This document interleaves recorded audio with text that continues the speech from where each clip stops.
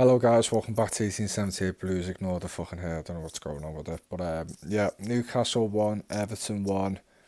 Uh, the longest streak without winning since the 50s. And yeah, I'm starting off from a negative point of view because this is still a very, very negative situation. Um, I think tonight we was particularly lucky in quite a few moments. Um, Very lucky. Yeah, it's offside. It's offside. Could have been easily 2-0 down. Players asleep with the free kick. And lucky Isaac was offside. Um, and yeah, we've come away with, normally you'd look at it as a very good result, but points to me, and it's better than none. And we've lost 2 or 3 games in a row before this. And it could give you a bit of confidence going into Burnley at home, but I'm not getting my hopes up for anything at all. And not even if it's just the Everton way to do this and then get beat by Burnley at home. It's the fact, even if we beat Burnley at home, it's this points deduction looming. And I don't think we've got the capabilities to deal with that. And I don't think we'll. And that's why I'm so desperate, I think, in my head to win games, because it's all great picking up draws. You could get draws in the next 3 games, but a win is 3 points just for one game, and it takes a lot of pressure, or just it gives you a lot more momentum going forward. It kind of takes away that pressure of you haven't won a game, and you've knocked a lot of points. You've put a lot of points on the board there in one 90-minute match. Well, these days like 150 minutes. And I don't know where it's going to come from, to be honest, because still today, our our attacking display is just, it's absolute torture to watch. Honest to God. Honest to God, it reminds me of some of the teams I played for when I was younger. Didn't have a clue what to do going forward. So predictable. It's just so poor. It's so poor. I think Newcastle could have had all the defenders out today and played a bunch of goalkeepers at the back, and we still wouldn't have done much. We had a few chances today, bear in mind.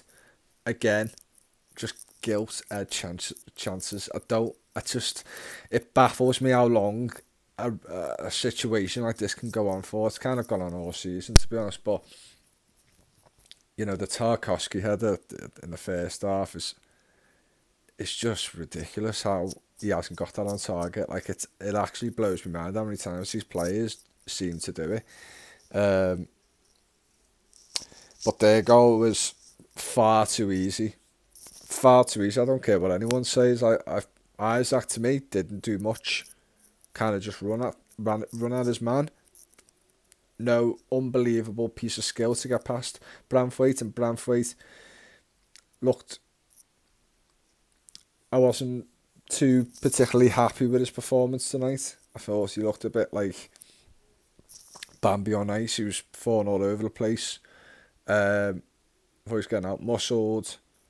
And I don't know if the England call up or the hype around him has got to his head a little bit. I don't know.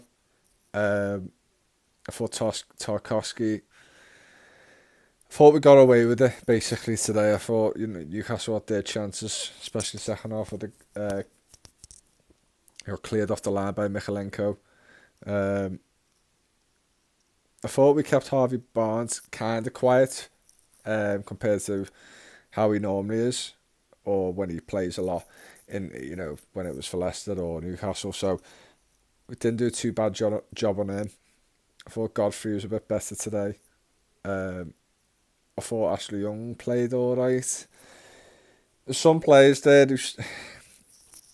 and I understand the Ramadan thing going on the Ramadan going on at the moment as well, and just gonna go Onana, the corner, it's the midfield, it's where you need the most energy. I don't know particularly how they're feeling up to now with the Ramadan as it finishes on the 9th of April. So I don't know if it's a lacklustre of energy. Decore just looked completely missing today. It's just a shadow of what he was and what he brought to us, which is limited ability, but he brought something which was goals, build up play. He just hasn't seemed to got that at all. Another way that Bradford as well, his passing was horrendous. I thought it was absolutely horrendous, but I've just seen a chance here, a good block twice by Bradford. Like I said, he stuck in. He got better with Isaac in the second half, got a lot more closer to him. Gave him less room, aside from that chance where he cleared off the line, Mikalenko. Yeah, we had our chances as well, especially the James Garner chance. It was just begging to go in.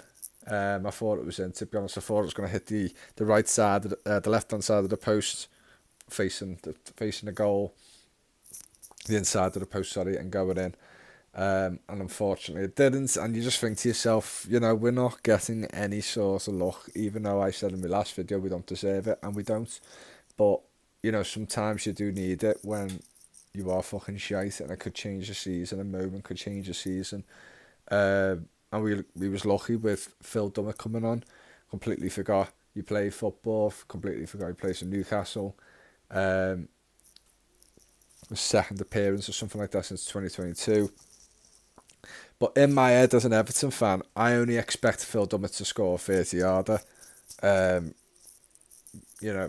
That's what you'd expect as an Everton fan. But he gave us an absolute gift by rewarding us a penalty by wrestling Ashley Young to the ground needlessly, because Ashley Young was never going to get that ball and Ashley Young was never going to score that goal.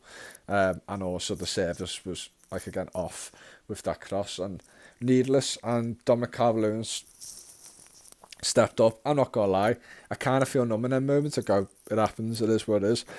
But because I think there's that many chances, we've had to pick up points in the last few minutes of games, especially in the past few months, and we've conceded, or we've screwed up a chance I couldn't bear.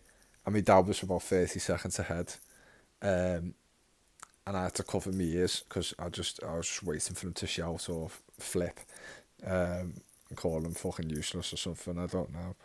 And I just seen Cavalier and I just thought, I can't see him scoring. Like, this winless record with his goalless record,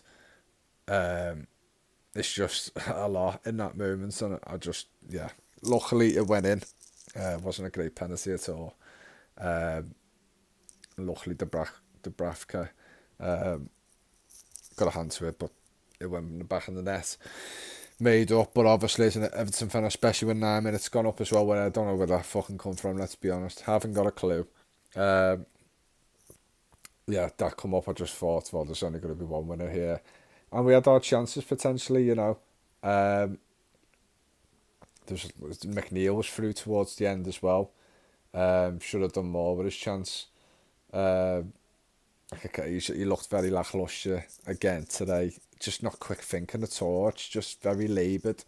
He does take his times a lot of the time when he's on the ball to try and think of the right pass, but he's not even doing that as well. So, Paul, I don't think it was a great performance by Nick McNeil at all. Beto just looked lost. Looked like a dog without a lead. Just awful. I don't know what was going on today as well. Players, when the ball come at them, even if it was fired at them, you expect a Premier League player to still get that ball and knock it down, and hold it down and make a move. And just a lack of concentration. Just very frustrating at times when we go forward. I thought Andre Gomez come on and played well. I think games like this, when you can't get the ball, the scruff of the neck, the game of the scruff of the neck, sorry, and you can't, it's just complete directness with balls, useless long field passes, which we don't have the ability to do, to players who aren't fast enough to get the ball. It was nice to see Gomez come on and just have a bit more controlling that midfield. Garner, James Garner, all right when he come on as well. Again, tidy type of player, doesn't really affect much. Think he should be doing a lot more, to be honest. I don't know if he should even be putting him up high at the pitch. I think that's more of his natural position to me, because he doesn't affect games as he should be, and the way he did for Forest when he played for them. I know that's in a different league, but still, you just expect more from him. But he was tidy when he come on, um, and yeah, Pickford had a good game, made a few saves. Harvey Barnes missed a chance going past the post. I thought it was in, but it was very far away. Um, a battling performance, you could say, better in the second half than the first half. Like I said, we could have been lucky to, if it was 2-0 in that moment, which I didn't think anything was offside, there was no cause or anything. I thought that was it, Nottingham Forest winning, barely picking up a point again. It's, like I said, the other a video or two ago, these teams are going to start picking up points now. They can't just keep waiting for Everton to finally win a game for them to wake themselves up. These teams are picking up points barely. All of a sudden now have a glimmer of hope out of nowhere. And that's what 3 or 4, 6 points can do. It really can close the gap. If we lost today and Nottingham Forest scored another goal, they would have been ahead of us. But we have got a game in hand against Burnley, which is an absolute, unbelievably massive game of football. For Everton. Just the grand scale of it. If Burnley won that, then Burnley all of a sudden are really gonna believe that company somehow is gonna keep that team up and do a West Brom type of kind of survival mode. I really hope not. I hope we absolutely batter them. No disrespect to Burnley, I think we really need a big performances, and we need a big performance, and we need goals going in, and not even just a scrappy 1-0, because we need just some confidence going throughout the squad that we can perform, we can attack, we can score more than one goal in a game, if that. We need a big performance, a big moment. But obviously, the grand scheme of things, any win will do, any win. But I just feel like for us to potentially move, get away from the bottom of the table, we need, to me, in my eyes, we need a big, big win. Just out of nowhere, like a 5-1 against Brighton last year. We just need something like that. Now with Newcastle, we've taken 4 points off them this season, which is a lot better than it was last season. But obviously we know Newcastle had about 15 million players out, yet they still picked up a point against us today, which I still, as West Ham lost against, well, they had Gordon still. Gordon was a big miss for them, but for West Ham to concede 4 against them, it is embarrassing for them, and it's embarrassing for us. I think any Premier League side who have that many players out for various different reasons will struggle, and a lot of them are first team players. Yeah, and they still pick up a point or win. I think for the opposition, just like us today, I still think it's embarrassing. I think it's really like how low we've got. But you take a point, you have to. It's better than none. It could have been 2 draws in a few days, which we would have felt really good about. I think, despite the winless run, I think being unbeaten in 2 games are 2 hard places to go away. Bournemouth this season, especially, and obviously Newcastle is just any time to go to St James Park is really hard, despite what team they've got out. The crowds, it's good atmosphere there and stuff. It can be intimidating, and listen, we've got 1 point out of the 2 games. It isn't amazing, but at least we've got something today. I think another loss would have really been demoralising, and would have dented that confidence even more, especially if Calvert-Lewin missed that pen as well. But his winless streak comes to an end, thank God. Hopefully that will give him some sort of confidence, even if it's not the greatest of goals. Sometimes you want to score a worldie to get your confidence right up. But I think that whole bit of pressure on his shoulders just to, whatever you want to say about Carvalho, I still think it will affect you mentally, knowing that you haven't scored in that many games. And I think it's just a relief weight off his shoulder now. He may be trying to play more smartly now and less desperate to get, and trying and overthinking moments when he gets the chance. So hopefully against Burnley, and I'll put him probably straight back in the team. To be honest, because Beto just looked, just looked really bang average. Looked like a youth player coming on who have barely had any experience in the league. He just looked poor today. But we'll see. We'll take the point, move on. Burnley next. We have to win. Like, it's just, I don't want to draw. I don't want anything like that. We have to win. We're running out of excuses. We've run out of them, to be honest, in my opinion. But we have to win. There's just no other option. If we want to get out of this, we have to get out of it. If we want to give us the best chance to get out of this because of this points deduction, and I'm scared to see what points will be taken off us.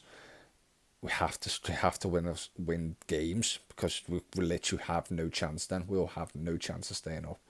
So games like Burnley at home, you must be beating Burnley at home. You can't be getting beat by Burnley at home or taking a draw when you're losing to the likes of Luton at home.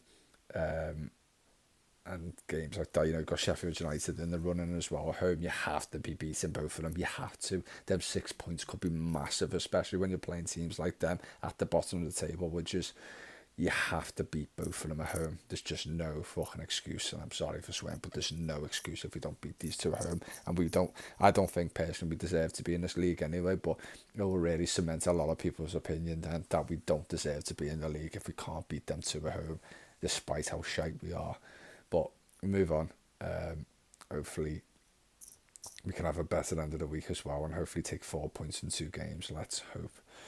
I'm out, and I'll see you later. Thank you.